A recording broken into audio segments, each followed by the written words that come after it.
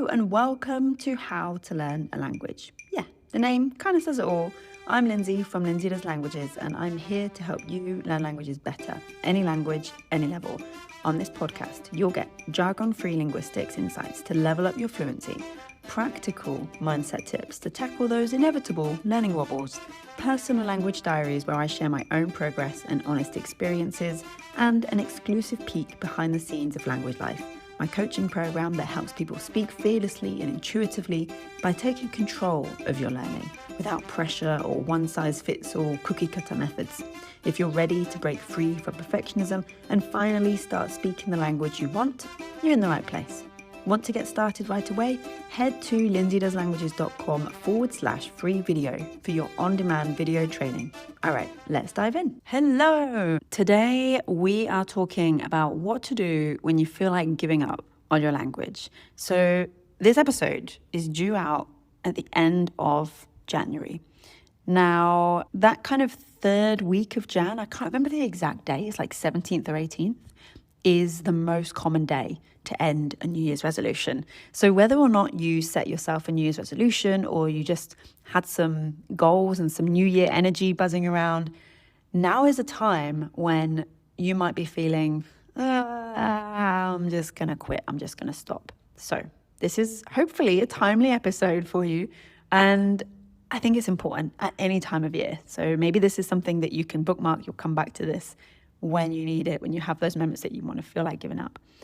And I want to talk about this because, I feel this all the time, right? Just because I'm a language coach, I know how language learning works, I know my best ways to learn, doesn't mean that I'm not immune to those feelings of wanting to give up, wanting to just quit with a language.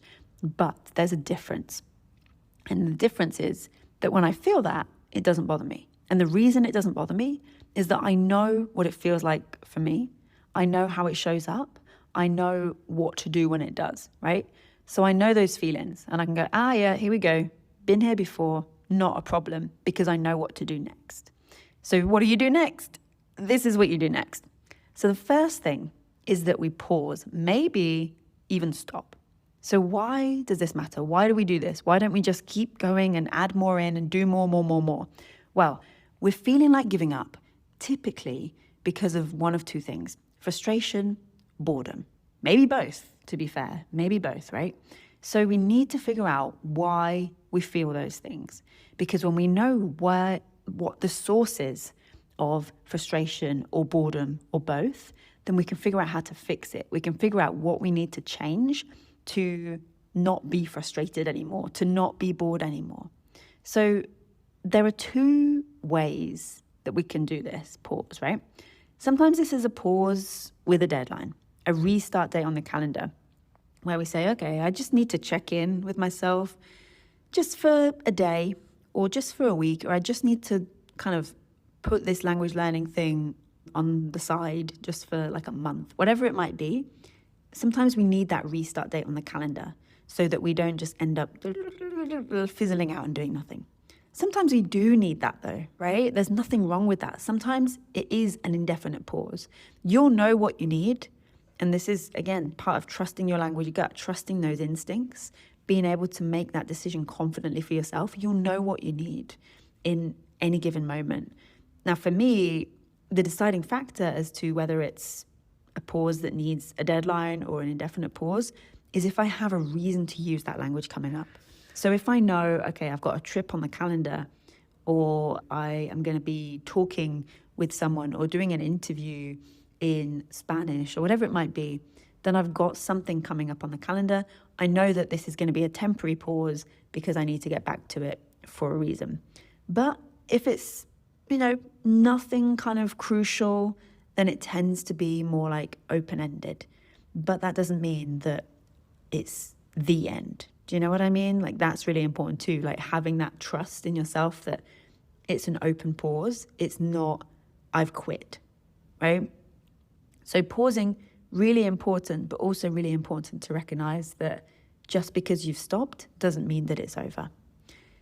Then, within this pause, the next thing that I need to do is look back.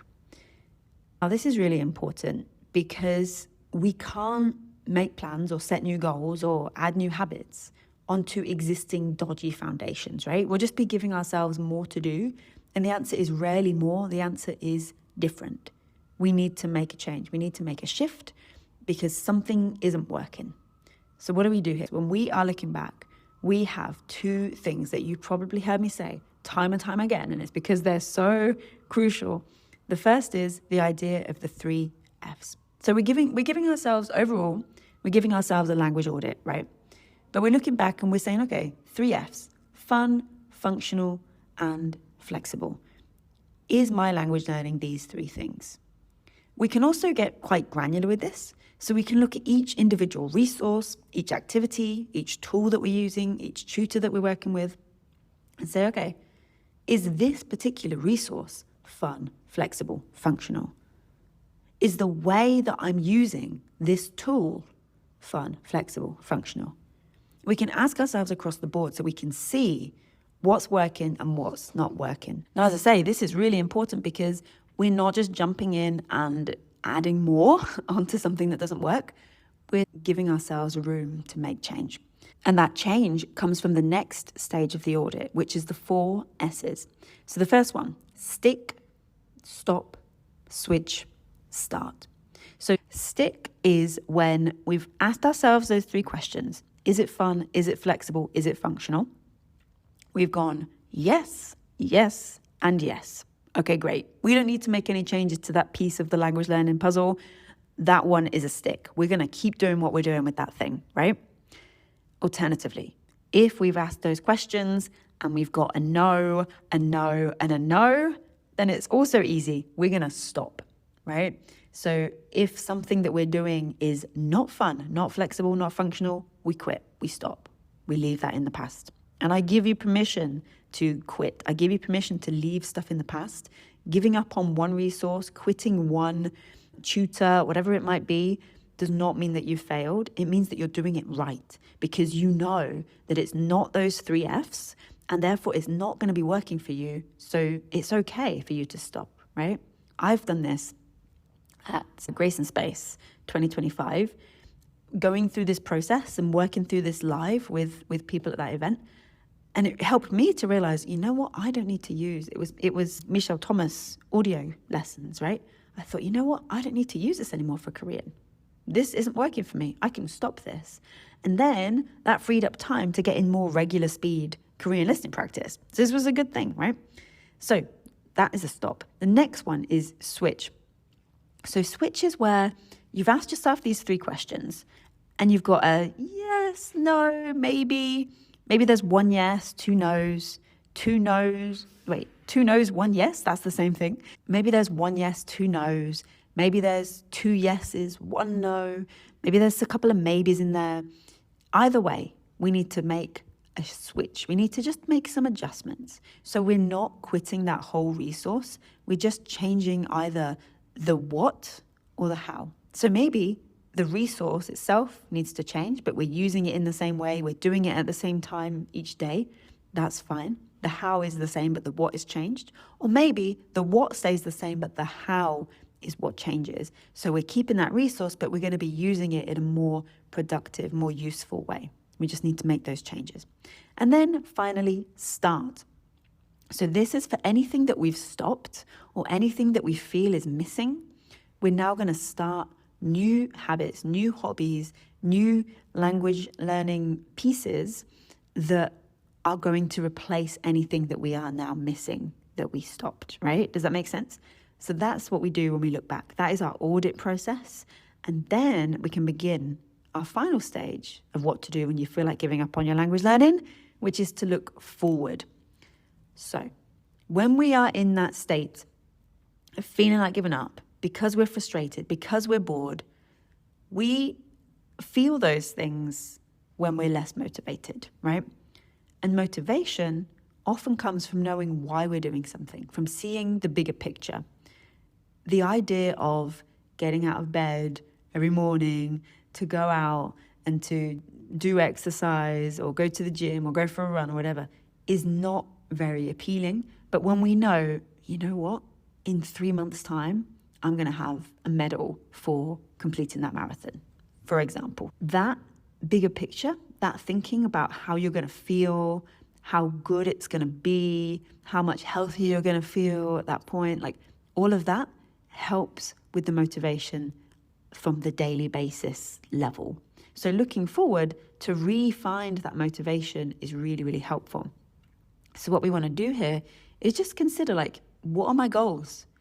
And are they still relevant? Do I need to make any changes? And as we're doing that, as we're setting new goals, really considering your values and if your goals align. So are your goals fun, flexible, functional? Hopefully, yes, yes, yes.